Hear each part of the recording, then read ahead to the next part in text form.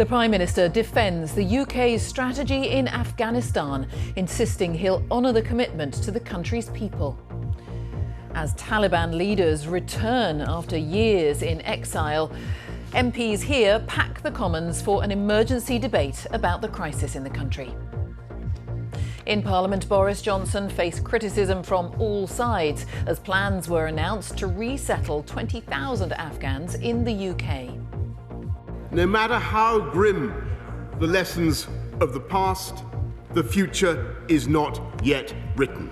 And at this bleak turning point, we must help the people of Afghanistan to choose the best of all their possible futures. There's been a major miscalculation of the resilience of the Afghan forces and staggering complacency from our government about the Taliban threat. We'll have the latest from the region as the operation continues to evacuate people from Kabul. Also this lunchtime, the stench from a Staffordshire landfill site. One local family goes to the High Court to argue the fumes could be causing health problems. The chicken restaurant chain Nando's is forced to close about 50 branches because of supply problems. I don't think a dictionary's got enough words in it to describe me. You know, I think I'm such an amazing, complicated. I'm more like a sensation, an idea. Yeah. I think the best way to describe me is with a fragrance. And the comedian Sean Locke, best known for 8 out of 10 Cats, has died at the age of 58. And coming up in sport on the BBC News Channel, Formula One's Japanese Grand Prix is cancelled for the second year in a row because of a rise of COVID cases in the country.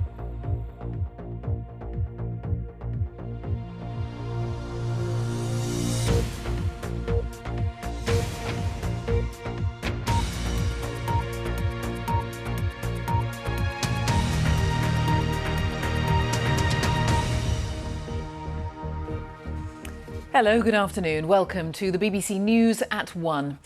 The Prime Minister has been criticised by MPs on all sides of the House as Parliament was recalled for an emergency session to debate the Taliban takeover of Afghanistan. In a packed House of Commons, Boris Johnson said the collapse of Afghan government forces had taken everyone by surprise, and he denied there'd been a failure in the UK's emergency planning. The Labour leader Sir Keir Starmer accused the government of staggering complacency in underestimating the Taliban threat.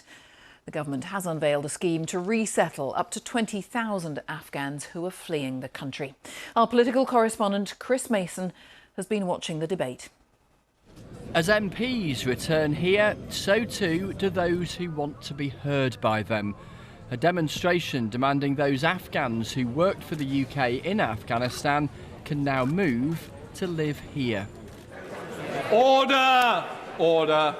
Across the road and in the chamber, the Commons as we've not seen it since before the pandemic. Full and noisy, passionate and angry too. The sacrifice in Afghanistan is seared into our national consciousness, with 150,000 people serving there from across the length and breadth of the United Kingdom. The government's announced today the setting up of what it's calling the Afghan Citizens Resettlement Scheme. Ministers say it will welcome up to 5,000 Afghans to the UK in its first year, with a total of 20,000 in the coming years. There's also the Afghan Relocations and Assistance Policy. This is to help what the government describes as locally employed staff who worked for the UK and whose lives are now under threat. It's thought 5,000 Afghans will qualify by the end of this year. We owe an obligation to the people of Afghanistan. There should be a resettlement scheme for people to rebuild their lives here. Safe and legal routes. It must be a resettlement scheme that meets the scale of the enormous challenge. But what the government has announced this morning does not do that. Afghan refugees should not and could not wait for up to 5 years for safety. They need safe passage, and they need safe passage now. The government says it's proud to welcome Afghans here, but the Prime Minister added, The bulk of the effort of this country will be directed and should be directed, Mr. Speaker, to supporting people in Afghanistan and in the region, Mr. Speaker, in order to prevent a worse humanitarian crisis. Within moments of getting to his feet today, Boris Johnson faced persistent probing scrutiny from the opposition benches and from his own side too. There was for many one overarching question: how was this allowed to happen? From the Prime Minister's self-evident lack of influence and clout in Washington, to his negligent inability yet again to master his brief and plan properly for the withdrawal. Today's occupant of number 10 has become a national liability. I'm afraid I think this has been a major setback for British foreign policy. We boast about global Britain, but where is global Britain on the streets of Kabul? 457 British servicemen and women were killed in Afghanistan. Those who served alongside them brought the chamber to silence today. Like many veterans, this last week has been one that has seen me struggle through anger and grief and rage, the feeling of abandonment of not just a country, but the sacrifice that my friends made. I've been to funerals from Poole to Dunblane. I've watched good men go into the earth, taking with them a part of me and a part of all of us. And he concluded, because, Mr. Speaker, this is what defeat looks like. It's when you no longer have the choice as to how to help. This doesn't need to be defeat, but at the moment, damn well feels like it. Today's debate here will continue all afternoon. Chris Mason, BBC News. And let's get the latest from our political correspondent, Jessica Parker, because debate very much continuing, and your thoughts on the tone, the mood there in the Commons today. Well, it really was, as you've been saying, a packed House of Commons chamber as the House of Commons returns to being fully in person, having been part virtual during the pandemic. And Boris Johnson really felt the full force of that, at times struggling to get through his statement as many MPs stood up to try and make interventions. Now, Boris Johnson really defending the government today, saying that the core mission had succeeded, but that the mission in Afghanistan couldn't realistically continue, he argued, without the Americans. Interestingly, in the House of Lords, Lord Dannatt, the former head of the British Army, he's used some strong words against President Biden, accusing him of undermining years of painstaking work in Afghanistan. But in the Commons, we heard expressions of grief from veterans of the campaign. We heard Labour's leader, Sir Keir Starmer, I think, really trying to suggest that Boris Johnson bore some personal responsibility for strategic failures. And then those striking comments as well from the former Conservative Prime Minister, Theresa May, saying that this all spelled a major setback in British foreign policy. Now, this is a debate. There is no vote. What does it matter when Kabul has already fallen to the Taliban? Well, I think it is a moment where the parliamentary record books will show that MPs are voicing their deep distress about what has happened in Afghanistan, their deep concern and warnings too about what it could mean for the future, and soul-searching as well as to the role of Britain and the West in shaping global events. Jessica Parker, thank you for now. Well, in the Afghan capital, Kabul, British and international troops are continuing to organise evacuations from the city's airport. The aim is to bring 1,000 Afghans a day to the UK. It comes as the Taliban's top political leaders returned to Afghanistan from Qatar, where many have been in exile. Our diplomatic correspondent, Paul Adams, reports. The Taliban leadership back on home soil. Mullah Abdul Ghani Baradar, one of the movement's founders, returned to Kandahar last night, mobbed by supporters still celebrating their success.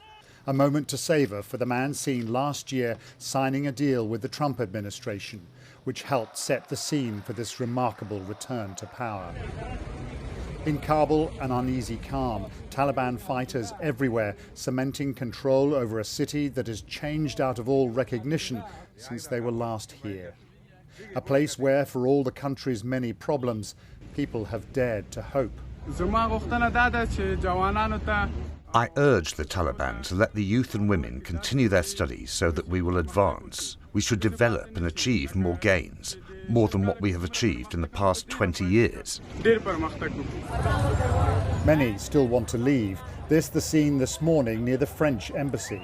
For all the Taliban's talk of reconciliation, many are scared, willing to speak but not be named. Some shops are open, small businesses are open, but it's not like a very normal. People are still scared. Most businesses are closed. Taliban moving around in army trucks. It's just scary. People stare at them and, they don't talk to people. People don't talk to them. At the airport, evacuations continue. The operation seems to be going well. The Ministry of Defence says it expects half a dozen flights to the UK in the next 24 hours. We're having decent collaboration with the Taliban at the moment, who are prepared, it would appear, to allow people to leave who want to leave, and they're behaving in a reasonable fashion. We need to be clear that this is only possible if they behave in a reasonable fashion. But this is still a country on edge. In Jalalabad, which fell to the Taliban at the weekend, a gesture of defiance, the old Afghan flag held aloft. Clearly something the Taliban will not tolerate. Afghanistan's new masters have little time to celebrate. Those who've managed the country's economy in recent years, conscious of the enormous challenges ahead. Unfortunately, the economic situation is going to decline. It's almost a certainty that donor aid will decline. It's almost a certainty that the assets will be frozen, and that's going to lead to deterioration in the macroeconomic environment. Afghanistan is at a crossroads. So much about the future uncertain. How the Taliban will rule, how its new subjects and the world will respond. Paul Adams, BBC News. And let's talk to our chief international correspondent, Lise Doucette. And Lise, how much do we know about people still trying to get out? Yeah, this is still such an extraordinary moment unfolding in Afghanistan, and the eyes of the world are on what's happening in the Afghan capital, Kabul, where we're seeing, and as we just heard in that report, there's reassuring moments of calm as the Taliban order is established. But there's also other moments, and we're getting messages almost every hour of absolute frightening chaos inside the airport. The chaos of earlier in the week seems to have been dealt with. The evacuation flights are now leaving. People are being processed. But we're also hearing that some flights are leaving. For example, it was reported that a flight heading to Germany, which could have taken hundreds out, only had less than a dozen people because simply people weren't able to get into the airport. We're hearing of absolutely horrific scenes at the gates to the airport, that the Taliban, who are now controlling the gates, they control the civilian side of the airport. They're not letting everyone in. And I received a message today from someone who said he's been there 3 times and got beaten in front of his children. On the other hand, others say they are getting through. So this is really taking time. And for those who are desperate to flee, who don't want to stay around a day more than necessary because they fear for their lives in a new Taliban order, they're absolutely petrified that they're going to get stuck. While at the same time, those who know they have no other option but to stay, they're getting used to the situation is quite stable, quite calm in many neighborhoods where the Taliban are patrolling. And the new political leadership continues to arrive. We've received photographs of young and old Taliban leaders meeting the leaders of the last government who are still in Kabul, including the former president Hamid Karzai, trying to send a message that it won't just be the Taliban, but everyone is still asking, who exactly are the Taliban? Lise, for now, thank you. Lise Doucette there. And now we turn to the rest of the day's news. And prices rose by less than expected in the year to July as the economy continued to reopen as coronavirus restrictions were lifted. The dip in inflation was driven by price drops for clothing and footwear. Our Consumer Affairs correspondent Coletta Smith reports. In the last few weeks, there's one thing that's been stretching budgets across the country.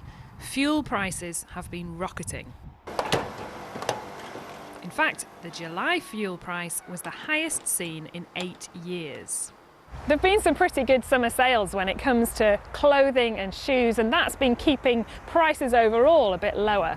But the thing that's still been pushing inflation up are those eye-watering petrol and diesel prices. And with more long road trips for holidays in the UK this summer, people are really feeling the cost of a full tank. When you fill a car up, fill a car up like that costs about £70. It travels about 25 miles there, 25 miles back every day for work, so it's a big expense really for diesel, isn't it? But yeah. Oh, it's pretty expensive again, 130 odd locally. But it's not all bad news for those splashing out over the holiday season. Summer clothing sales are back after the disruption of last year. Well, I just assumed it was because lots of this season's clothes weren't selling, with people not going away on holiday and that kind of thing, so everything's been slashed. This month's inflation figure is normally used to set the price rise for rail season tickets, but not this year. The government say they haven't yet decided when or if they'll be putting prices up. That's music to the ears of transport campaigners. Really good news if in January we hear that there's no increase. The situation really is going to be terrible if they were to increase it. I can't imagine that they would, because we're coming back from a pandemic and we need to get people back on board and get people in towns and cities spending. Although prices haven't increased as quickly this summer as lots of experts expected, we do know that prices will be going up in the autumn, and that's because we've already heard that energy prices are going up at the end of September. Given that expected squeeze, the Chancellor is under pressure to scrap the triple lock and not raise pensions by so much. With more price rises on the road ahead, it's time to buckle up. Coletta Smith, BBC News, near Wakefield. A church service has been held in Plymouth to remember the 5 people killed in last week's shooting, the worst mass shooting in the UK for a decade. The service was led by the Anglican Bishop of Plymouth and included contributions from the community and from city leaders. Sarah Ransom reports. Under grey clouds, people gathered to remember one of Plymouth's darkest days. They came to commemorate the victims of the shootings in Keyham last week. A special church service for all people and all faiths. Officials, representatives of emergency services and residents came to pause and reflect. We feel a deep sense of sadness and sorrow. We stand alongside those who are bereaved and injured and distressed. We weep with those who weep. We cry, as the writer of that psalm does, out of the depths of despair. At the heart of the service, a poignant act of remembrance. 5 candles lit for the 5 people killed by Jake Davison, who then turned the gun on himself. So we hold a minute's silence to remember before God Maxine Davison, Sophie Martin, Lee Martin, Stephen Washington, Kate Shepherd. 6 days ago, this city was rocked by the mass shooting. And although there was a message of hope this morning, the sense of loss and disbelief across the city in mourning is as strong as ever. Sarah Ransom, BBC News, Plymouth. Government spending in Scotland and on behalf of Scots went up in the last financial year by more than £17 billion. The latest figures on expenditure and revenue published by the Scottish Government show that the estimated deficit, which measures the gap between tax revenue and government spending, soared to nearly 9% of total output in the year before the pandemic, to more than 22%. The time is 19 minutes past 1. Our top story this lunchtime. As Taliban leaders return to Afghanistan, here the Prime Minister has been defending the UK's strategy, insisting he'll honour the commitment to the country's people. Still to come on the programme, the mystery of the Hollywood-style sign in Wrexham. And coming up in sport on the BBC News channel, following his Premier League comeback at the weekend, Wolves striker Raúl Jiménez tells us about the head injury he feared would cost him his career.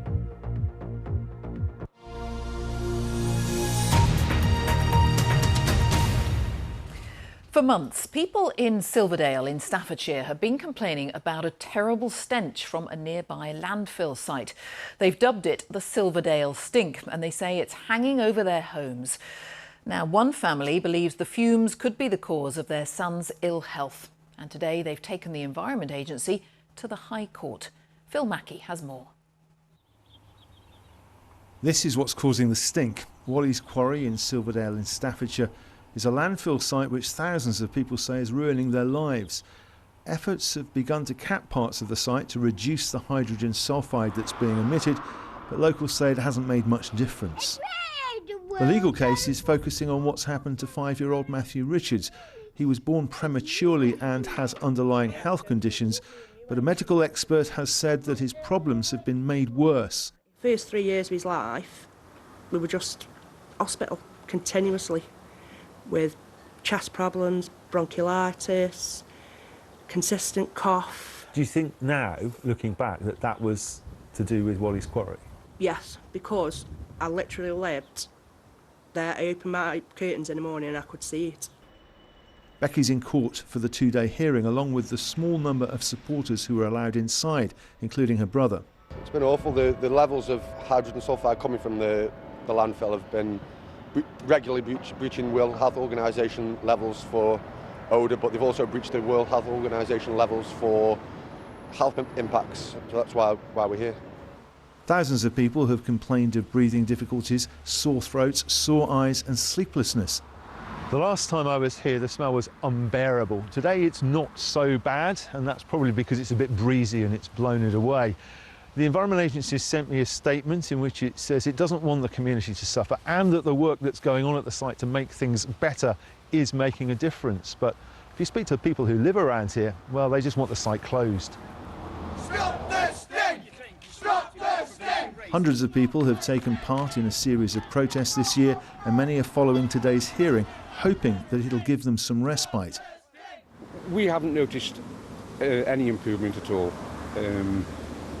When you woke up at 2 or 3 o'clock in the morning and you literally are gasping for breath, it's that bad. Your eyes are watering, your nose is tingling, and the smell alone is absolutely disgusting.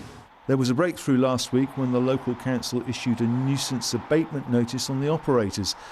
For the thousands of people who live nearby and for Becky, a lot's riding on the judicial review. If we lose, I'm going to be forced out of my home because there's no way I can keep Matthew around here. And with Matthew's other conditions, I've got a good support bubble around me. So then it's going to be me who's going to be suffering mentally. I'm angry. I'm fed up. This is about a 5-year-old child and a community of children being poisoned. I'm angry. I really am angry. Phil Mackey, BBC News, Staffordshire. The chicken restaurant Nando's has had to close about 50 branches because it's running short of chicken. Stores across England, Scotland and Wales have all been affected. Some of its staff are being loaned to suppliers to try to get things moving in the supply chain. Branches in Northern Ireland and the Republic of Ireland are not impacted. Well, let's find out more from our business correspondent, Emma Simpson. What on earth is going on here, Emma? Well, this is a popular chain famous for its peri-peri chicken, and if you can't serve it, that's a big problem. Nando's has been running out of stock, hit by problems in its supply chain, and that's meant that dozens of branches have had to temporarily close, like this one. You can probably see the sign just in the doorway there. Now, Nando says it's down to staff shortages, but it won't elaborate on that. But Jane, we already know that the food supply chain has been under immense strain in recent months. You've got the HGV driver shortage, the pandemic. Now, that has ebbed a bit, but of course there are still pressures, and then that masks some underlying problems with staffing, a shortage in general due to Brexit and COVID, and that is causing disruption. Just a few days ago, we had Kentucky Fried Chicken talking about food shortages. Now it's Nando's, and as you said, it has lent some of its staff to key suppliers to try to get things moving again, and it is hoping to get things back to normal by Saturday. Emma, thank you. Our business correspondent, Emma Simpson. The comedian Sean Lock has died of cancer at the age of 58. Known for his surreal content and deadpan style, he's perhaps best known for being a team captain on Channel 4's 8 out of 10 Cats for 18 series. Ricky Gervais is among many performers and writers who've been paying tribute to him. He said Sean Lock was one of the most influential comedians of his generation. Our entertainment correspondent, Lizo Mazimba, reports. He was one of Britain's finest comedians, known for his lightning wit and laid-back style of humour. I just said one thing, one request. If at any point in the show you're erring on the side of laughter, go with it, yeah? You know, if you get to a bit and you go, is that funny or not? Just go, hey, chuck yourself. His comedy career began in the 1990s, and he was soon winning awards and fans across the country. I went for a job recently, a bit of voiceover work, and I actually got offered the part of the speaking clock, but I didn't like the script. And I said, can't we jazz it up a bit? Say something like, Humpty Dumpty sat on a wall, Humpty Dumpty had a great fall. All the king's horses, all the king's men who come in Humpty by 10:05. In the house. His observational humour made him a regular on comedy shows for the next 30 years. I think anyone who's got a Twitter account is vain. That's the ultimate sign of vanity. But it's a vanity. You think people are really interested in what you just mutter. Paying tribute, Eddie Izzard said, "Farewell, Sean. You brought a wonderful comedic talent to the world, and you will be missed." John Richardson said, "I idolised Sean as a comic long before I became a comedian myself, and 10 years working alongside him didn't diminish that in the least." Thank you very much. Echoing the thoughts of so many by describing Sean Lock as an incredible comic brain and a truly unique voice. Sean Lock, who's died at the age of 58. The health watchdog has paused publication of updated guidelines on diagnosing and managing the chronic fatigue condition ME, which were due to be released tomorrow, because of disagreement about its contents. The National Institute for Health and Care Excellence says it hasn't been able to produce guidelines that are supported by everyone, and it needs to have more conversations with both health professionals and patient groups. The Scottish Education Secretary says he expects school exams to go ahead as normal next year. Formal examinations have been cancelled for the last 2 years because of the pandemic. John Swinney said National Fives, Highers and Advanced Highers are due to be held next spring. But plans are in place if there's any further significant disruption for schools. Now, in a whodunit worthy of Tinseltown, a huge Hollywood-style sign has appeared on the outskirts of Wrexham, and no one is quite sure where it's come from. Some locals have been linking it to the A-list actors Ryan Reynolds and Rob McElhenney, who recently bought the town's football club. Our correspondent Ian Haslam has been trying to find out more. Whichever angle you look at it from, the Wrexham sign has brought a touch of glitz and glamour to the slag heap upon which it now so proudly stands, and people can't get enough of it. It's a little bit of fun, so yeah, I think it's great. I do. Yeah. Come to have a look. You've come up to take a look at it today. You're impressed close up? Yeah, it's huge when you get up close to it. Is this putting Wrexham on the map? It's about time. It's clearly based on the Hollywood sign, that worldwide symbol of the entertainment industry, which has inevitably led to suggestions that Wrexham AFC is behind it. After all, the National League club is now owned by Hollywood actors Rob McElhenney and Ryan Reynolds, who recently told the BBC about his vision for the future.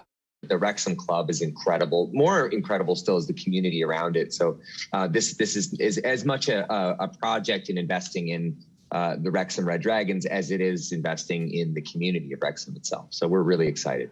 But not excited enough to stick up a giant Wrexham sign, apparently. He's tweeted, "I wish I'd thought of that, but if I were to really dig into it, I wish I wasn't someone who wished they'd thought of that." So who did? We asked the leader of Wrexham Council for his thoughts.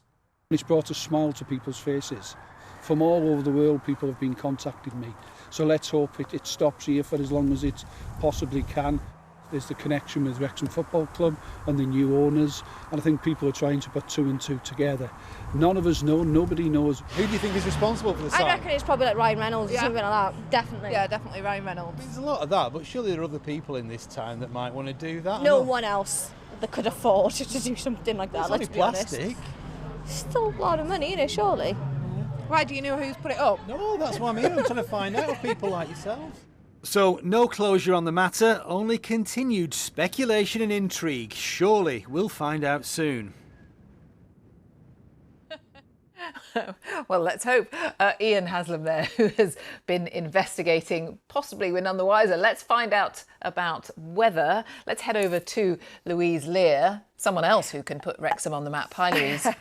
Well, I'm sure that the sun is always shining over Wrexham at the moment, particularly if you're a Ryan Reynolds supporter, but it's not. It's cloudy, and the clouds been thick enough for a little spot of drizzle. Very frustrating, the weather story at the moment, isn't it? But there's a little bit of sunshine to be had today, and with lighter winds, it's probably feeling just that little bit warmer. Best of the sunshine so far, well, that's been through eastern Scotland to northeast England, and also stretching down through the Midlands and just to the north of London. But there's a lot of cloud, and the cloud's been thick enough for some drizzle out to the west, and that's how it's likely to linger, I'm afraid, for much of the afternoon. So for many, it's the wind direction that's the issue. Still a northwesterly across Scotland, a lighter westerly elsewhere, but that's driving in that cloud off the Atlantic, and it means that temperatures the further west you are going to be a little bit more subdued this afternoon. 14 to 19 degrees, perhaps highest values of around 21 or 22 Celsius with the sun. Now, through this evening, we keep that cloud going, and it'll turn quite misty again along west-facing coasts and hills. A little bit more in the way of drizzle to look out for as well. A relatively mild start to Thursday morning, and once again, going to be a grey one, I'm afraid. It could be some window of finer weather into Northern Ireland and perhaps just into the north of England, ahead of some showery rain that will develop as we go into the afternoon. So it really is going to be a frustrating story once again. 13 to 21 Celsius, the high. But it does look likely that Friday will be a slightly quieter day. Yes, there's a weather front waiting in the wings, but the wind direction is going to change. It will revert back to more of a southerly, and so that means with a drier story, a little more sunshine coming through, and a southerly wind direction, so a southerly air source, perhaps a degree or so warmer. Yes, some rain out in the west, so not for all. But if you get the sunshine, you're probably likely to see temperatures peaking at 23 or 24 degrees. That's the mid-70s Fahrenheit. We're tapping into some of the heat then with that southerly direction coming from Europe. Not the extreme heat that we've been telling you about, but certainly for the start of the weekend across eastern England, the warmer russets are likely to linger, and that means temperatures could be up into the mid-20s. It comes with a caveat, just like the weather story has been throughout the week, because a weather front is pushing in, and so that means not for all. There could be a spell of heavy rain out to the west on Saturday. So a bit of mixed fortunes, really. Best of the sunshine into the east on Saturday. Thundery outbreaks of rain for the second half of the weekend in particular. Jane. All right, Louise, thanks very much, Louise Lear. And just a reminder of our top story this lunchtime. As Taliban leaders return to Afghanistan after years in exile, here the Prime Minister has been defending the UK's strategy, insisting he will honour the commitment to the country's people. And that is all from the BBC News at 1. So goodbye from all of us here on BBC One. Let's join our news teams wherever you are. Have a good afternoon. Bye-bye.